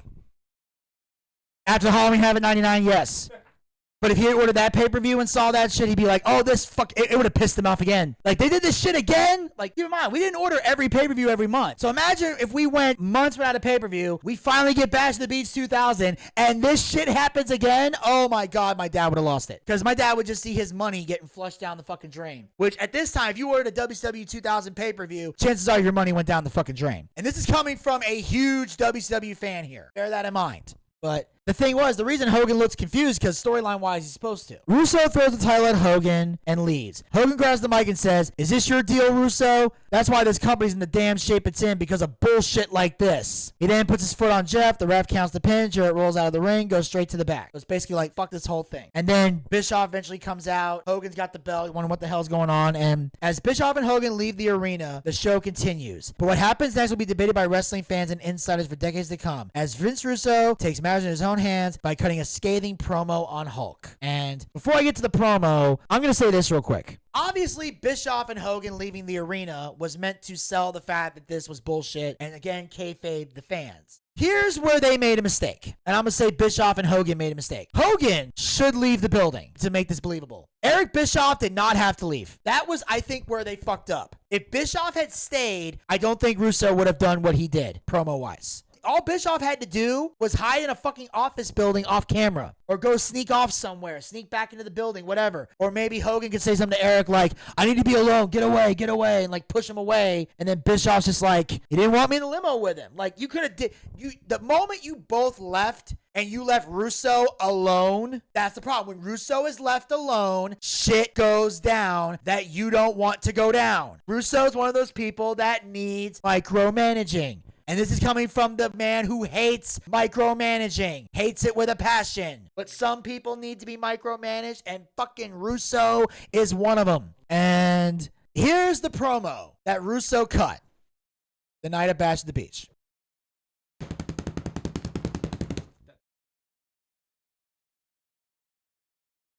Three weeks ago, I left WCW. And quite frankly, I didn't know if I was going to come back. And the reason I didn't know if I was going to come back or not is because from day one that I've been in WCW, I've done nothing but deal with the bullshit of the politics behind that curtain. The fact of the matter is, I've got a wife, I've got 3 kids at home, and I don't really need this shit. But let me tell you the reason why I did come back. I came back for every one of the guys in that locker room that week in and week out bust their ass for WCW. I came back for the Booker T's. I came back for every single guy in MIA. I came back for the Animals. I came back for Jarrett. I came back to the guys behind that curtain that give a shit about this company. And let me tell you who doesn't give a shit about this company. That goddamn politician Hulk Hogan. Because let me tell you people what happened out here in this ring tonight. All day long, I'm playing politics with Hulk Hogan. Because Hulk Hogan tonight wants to play his creative control card. And to Hulk Hogan, that meant that tonight, in the middle of this ring, when he knew it was bullshit, he beats Jeff Jarrett. And guess what? Hogan got his wish. Hogan got his belt, and he went the hell home. And I promise everybody, or else I'll go in the goddamn grave, you will never see that piece of shit again. But I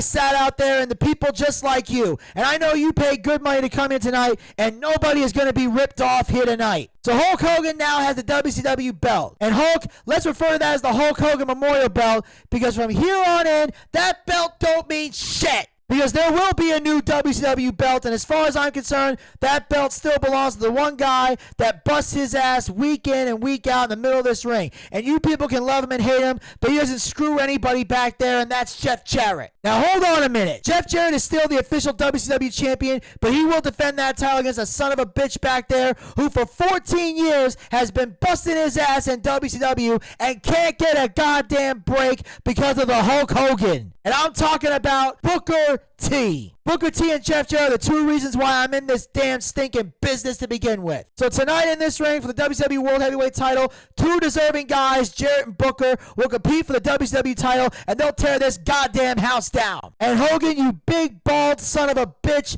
kiss my ass. And he drops the mic and he leaves. Now, Russo claims he pitched this entire storyline to Hulk and Eric in the trailer, and that they agreed. So he pitched that I'm going to cut this promo on Hogan. Now, here's the thing. Obviously, if they're doing the storyline of Jarrett lays down, Hogan's playing a creative control card, if that's the storyline we're going with, which from Bischoff, that's what we were told, it would make sense for Russo to cut this promo. However, to add a Jeff Jarrett Booker T world title match that was not agreed upon, he's still going into business for himself. Even if he's trying to cut this promo to keep up this facade, the fact that you're adding this world title match and the fact that Booker T is going to walk out of Bash at the Beach with the WCW World Heavyweight title, you are still going into business for yourself. Because what's the point in having this fucking tournament to crown a new vacant champion if Booker T is going to win the title and you're basically saying Hogan's belt don't mean shit? Now, if he came out and said, we're vacating the world title and we're going to have a tournament and the tournament starts tonight and here's your main event and Booker won that and advanced to the next round on Nitro or maybe the following Nitro because you use the Monday to build the bracket and everything, that would fucking work. Then you can do something. But again, he booked a world title match and basically said Hogan's belt means nothing. And here's the thing. He also said, you'll never see that piece of shit again. Well, that's going to kill your storyline. And here's the fucked up part. We never saw Hogan in WCW again. He sat out the remainder of his contract and then came to WWE in 2002. So we didn't see Hulk again. And again, the ratings didn't improve. The booking didn't improve. Nothing got better with Hogan gone. Nothing. So your theory that Hogan going away made WCW a better place is a lie. Because it didn't get better. It got exponentially worse. Now, Eric claims that they never approved the promo and Booker winning the title was never approved by them. So that's the point. They never said that Booker should win the title, and they never said that Vince Russo should go out there and cut a promo. So Russo's lying in that regard. Everything else was supposed to happen. But Russo, again, went into business for himself, which puts him in the wrong. No matter how you may feel about his decision, he was in the wrong. Not because he went against what Eric and Hulk wanted, but because Brad Siegel, the head of TNT and TBS, approved it, and Russo still said, fuck y'all. So Russo is wrong. No matter how he tries to spin it, he's wrong in that regard. The next morning, an incensed Hogan calls into a local Tampa radio show to rage at Russo. His anger isn't for show, it's for real. He says, the reason Vince McMahon is home laughing his ass off because of these jerk-offs like Vince Russo. That idiot went out there and told the people he was responsible for me and Jarrett not having a match. He is a very stupid man, but now I'm really pissed off. I don't know how I'm going to get even with this Russo guy. They can pass that stupid-ass belt to Booker T, but I'm the real WCW World's Champion. Not necessarily, because if you was a real world champion, you would actually had a match. Just saying. And also, and here's another thing where I'm going to play devil's advocate here. Hogan's basically reacting to this the way Brett reacted to the Montreal Screwjob. Basically. Because he's calling into Tampa stations and he's venting to the real public that I'm the real WCW World's Champion. This is not looking good, okay? That doesn't help. Now, it's one thing if you're being called in for an interview, but if you're, discussing all this shit, I'm the real world champion. It's like, there is no real world champion in wrestling. Why? Because wrestling is scripted. The only time you can call yourself the real world's champion is if you're in a storyline where a vacated belt shows up and you're coming in saying, I'm the real world's champion because you never beat me for the belt. That works in a storyline show. It doesn't work in the real life world outside of wrestling. That don't work. So Hogan's not helping himself with this. Infuriated by the events at Bash at the Beach, Hulk Hogan takes legal action against Vince Russo and WCW. Hogan files lawsuits for defamation and breach of contract, asserting that Russo's off-script tirade was a part of the match outcome and violated his creative control clause. The judge throws the case out on the grounds that the promo was cut on Hulk Hogan, not Terry Bollea. So again, and this is one of the things that Russo laughed at, was he cut a wrestling promo on you on a wrestling show. That's not defamation of character. Now, if Vince Russo had said Terry Bollea in that promo, Hogan would have won that case. But he said no. He said Hulk Hogan. He never once called him Terry. He never once called him Bollea. He never said anything like that. He said Hulk Hogan. So he stayed within that context. Basically, if he had called him by his Christian name, this born-again Christian would have lost a fuck ton of money. So I'm just saying. So this whole thing's going crazy now. But he can do breach of contract because you violated a clause in a contract. And again, this is major, ladies and gentlemen, because you can be sued for a breach of contract because contracts are legally binding. So in that regard, Hogan does have a case against breach of contract. Because again, whether you agree or disagree that a wrestler should have creative control, point is, it is a clause in the contract. And if you violate it, you can be sued. So they appeal it. The sworn depositions reveal a key piece of information. And this is a turning point right here. That 2 days prior to Bash at the Beach, a fax was sent to the WCW head office stating that Hulk didn't approve the script. It was sent after hours, so Russo didn't know about it. But Eric says it doesn't matter because Russo had no voting power. And now these are key elements here. Russo did not have voting power. Russo did not have a say on anything that goes on in WCW as far as management. His only job was to write the show, but he did not have voting power. Bischoff did, Hogan did, and Brad Siegel did. Also, here's the other key thing. Remember when we talked about how changing plans the day of a show and how that's bullshit? That fax was sent 2 days before the pay-per-view. So in that moment, everything that I just said before is now null and void. Hogan's now in the right. But Russo said it was sent after hours, so I don't know about it. Well, Russo, tough shit. Hogan sent it 2 days prior. You're telling me in those 2 days, nobody got that fax to you? You were not informed? If that's the case, let us know. I'll give you the benefit of the doubt. I've been in situations like that where I wasn't informed of shit that goes on, and I get hit with curveballs out of nowhere. But the point is, Hogan did it 2 days prior to the pay-per-view. So he didn't come on here and spring this on people out of nowhere. You found out the day of the show because either A, no one bothered to send you the fax, or B, you ignored whatever fax came to you. But Hogan said he changed his mind 2 days before the pay-per-view. So you had time to sit down and figure this shit out instead of the pay-per-view starting in an hour. So that means Hogan's not strong-arming anybody. He did go through proper channels. Georgia's Supreme Court denied Hogan's appeal of the Court of Appeals, ruling dismissing his defamation claim. The facts exposes Hulk Hogan's real intentions to maximize the full strength of his creative control and refuse any storyline Russo proposed. Russo triumphs in the courtroom as an appeals court affirms that fictional characters cannot be defamed. However, it's Hogan who emerges victorious in his battle against WCW. So basically, we now have sworn deposition in a courtroom that Hogan did plan on using his creative control to win that title. What Hulk Hogan was trying to achieve that night remains clouded in uncertainty, but Turner settled with Hulk for 7 figures. So Hulk ultimately gets a big payoff from this. That's how he was able to, have the last laugh. Because even though Russo won in court, they settled with Hulk for 7 figures, and that's when Hogan departed WCW. So Hogan walked out with a good hefty check that his ex-wife will later take. The facts of what actually went down at Bash at the Beach 2000 will forever be murky, but what was clear to fans that night was that the chaos and confusion only underscored the disorder and disintegration at the heart of the company. So now people are realizing WWE's fucked. This company is going nowhere, and regardless of who's right and who's wrong, nothing's going to get any better at this point. And in reality, nothing did. They said WCW was dying prior to this. It was a supernova and it burned out. I don't fully agree with that. I feel like WCW, regardless of what was happening in 99, shit could have got better. Because they were still doing good. They still had things going on. Yeah, there's things that could have changed, but I feel like if Russo never came, WCW had a shot to survive. I felt they would have had more of a fighting chance if Russo wasn't there. But Russo showing up guaranteed its destruction. In its dying days, WCW was snapped up by its longtime arch rival Vince McMahon and the WWE. Despite having an attractive offer on the table from a venture capital firm spearheaded by Eric Bischoff. He was going to buy it for $67 million.